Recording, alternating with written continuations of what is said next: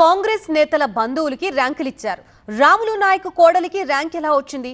2 సెంటర్లలో 74 మందికి ర్యాంకులు ఎలా వచ్చాయి? గ్రూప్ 1 నియామకాల్లో అవకతవకలు జరిగాయన్నది 100% వాస్తవం అని ఆరోపిస్తోంది బీఆర్ఎస్. మరోవైపు గ్రూప్ 1 ఫలితాలు పారదర్శకంగా విడుదల చేశామంటోంది ప్రభుత్వం. ప్రతిభ ఉన్న వాళ్లకే మార్కులు వచ్చాయంటోంది.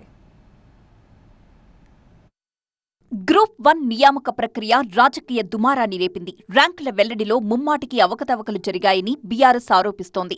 కోటి విమెన్స్ కాలేజ్ సెంటర్లో స్కామ్ జరిగిందని బీజేపీ నేతలు ఆరోపిస్తున్నారు. పరీక్ష రాసిన వారికంటే 10 మందికి అదనంగా ర్యాంకులిచ్చారు. వాళ్లలో మాజీ ఎమ్మెల్సీ రాములు నాయక్ కోడలు కూడా ఒకరని తమకు అనుమానంగా ఉందని అన్నారు బీఆర్ఎస్ ఎమ్మెల్యే పాడి కౌశిక్ రెడ్డి. 100% స్కామ్. ఎగ్జామ్ రాసిన వల్ల 21,093 మంది కంటే ఎక్కువ రిజల్ట్ అనౌన్స్ చేసిర్రు. 10 మంది ఎవరు వాళ్ళు? ఆ 10 మందినే కాంగ్రెస్ పార్టీ ఎమ్మెల్సీ ఒక్కడిని దొరకబట్టడం, కాంగ్రెస్ పార్టీ మాజీ ఎమ్మెల్సీ రాముల్ నాయక్ కోడలని నాకు అనుమానం అంటున్నాను నేను. అయితే గ్రూప్ 1 ఆరోపణల్ని టీజీపీఎస్సీ ఖండించింది. కొందరు దురుద్దేశంతో దుష్ప్రచారం చేస్తున్నారు. ఎస్టీ కేటగిరీ టాపర్ పైన కూడా అసత్య ప్రచారం జరుగుతోందని టీజీపీఎస్సీ అంటోంది. మహిళల కోసం కోటి విమెన్స్ కాలేజ్లో ప్రత్యేక సెంటర్ ఏర్పాటు చేశాం. అక్కడి నుంచే మెజారిటీ మహిళలు ఎంపికయ్యారని టీజీపీఎస్సీ క్లారిటీ ఇచ్చింది. కానీ మాజీ ఎమ్మెల్సీ రాములు నాయక్ కోడలి ర్యాంక్ విషయంలో టీజీపీఎస్సీ అబద్దాలు చెబుతోందన్నారు ఎమ్మెల్యే పాడి కౌశిక్ రెడ్డి. రాముల్ నాయక్ గారికి 206 ర్యాంక్ రాలేదన్నారు. బాజాబ్తో ఇప్పుడు నేను వెబ్ నోట్ మీకు చూపించిన వాళ్ళు డౌన్లోడ్ చేసుకుంది. జెండర్ స్టేట్ ర్యాంక్లో 206 ర్యాంకు రాముల్ నాయక్ కోడలికి వచ్చింది.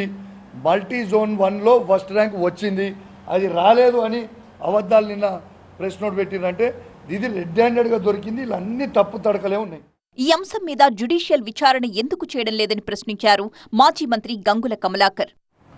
కాళేశ్వరం జ్యుడిషియల్ ఎంక్వైరీ సీజేతోడే ఇచ్చినావు. ఏ చిన్న తెలంగాణ టీఆర్ఎస్ ప్రభుత్వం మంచి చేసిన అన్ని కూడా జ్యుడిషియల్ ఎంక్వైరీ నడుతుంది కదా. కేటీఆర్ మీద, ఫార్ములా 4 అన్నిటి మీద ఎత్తున వేసుకో, ఇబ్బంది లేదు. మరి దీని మీద ఎందుకు వేయరు? గ్రూప్ 1 ర్యాంకుల ప్రకటనలో అతిపెద్ద స్కామ్ జరిగిందని బీఆర్ఎస్ ఆరోపిస్తోంది.